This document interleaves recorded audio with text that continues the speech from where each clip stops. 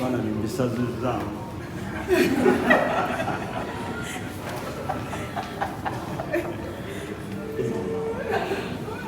Musumba ogenda kufunayo omusumbawo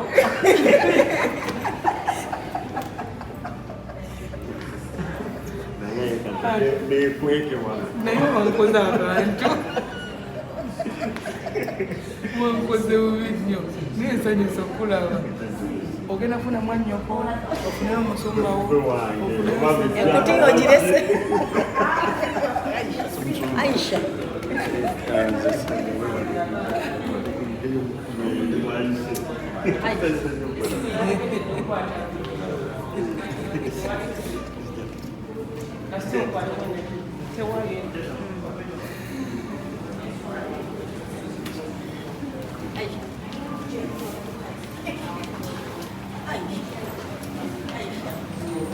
naye dadi ontwala nnyo nga sipiidi bannange dadi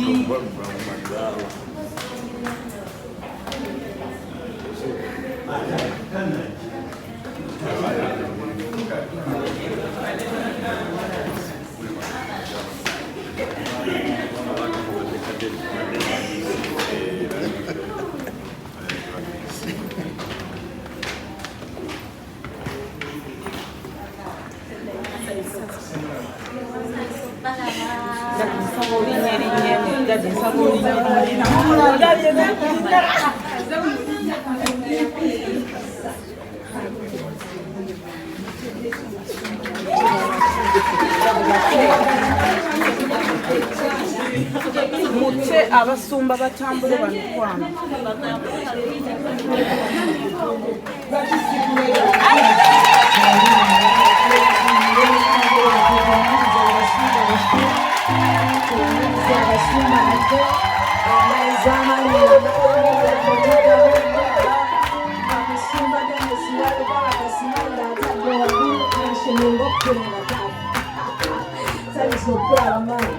banange twebaza Katonda abasumba baffe bamaze okuyingirawo bw'omanyi okutambula mu nnyonyi n'otuuka wano mu ddungu wano awokya wewali n'otuuka wano abantu ne batakwaniriza banange twebaza Katonda weewaawo Yesu omulungi yeebazibwe twebaza Katonda olw'ekyo kubanga tubadde tulowooza oba bazzeeyo naye nga weebali Mukama waffe omulungi yeebazibwe kati essuubi weerindi tugenda kukyakala mu linnya lya Yesu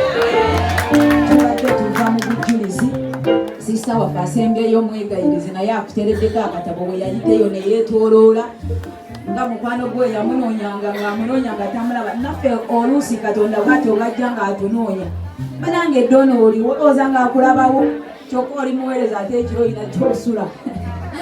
ng'akomawo enkeera agamba banange sisita Lidia oliwa ate akulabawo nga takulaba kyokka ng'akuleetedde boyi g'osula wano otwekanyusa banange esumulula abaana bakuumi nga buli wamuleete asanga olina gy'ogenze banange gamba buyo ekyama abasajja b'essente bye mulaba wano ku ddungu si buli muntu nti alina ssente alina waazijja ng'azikola mu mikono emirungi bajja kubawonga bajja kubasadaaka tubalabe wano nga mukola ssente naye nga tetubategeera nga n'ebintu bye mukola nabyo nga tetubitegeera kubanga baabawonga muve ku ssente z'abendi saba Katonda guwa omulimu naawe okoleyo ezizo ne bwe kiba 10 kibeere 10 kyo nga kikuwa emirembe Mukama waffe omulungi yeebaza twagala nnyo okulivinga obulamu obusanyusa abantu twagala nnyo okulivinga obulamu obukyamula ensi n'ate ffe obulamu bwaffe nga buzikirira naye olwaleero waliwo ekyenjawulo Katonda agenda kubikula amaaso ogenda kulaba otegere n'ekkubo etuufu ly'olina okuyitamu twanirize mami waffe Centrine alina okuwonga obujulizi buno naawe atabuwadde nkimanyi obulina olw'akaseera naawe buwonge mu musaayi mami tusabireko obujulizi buno. Haleluya.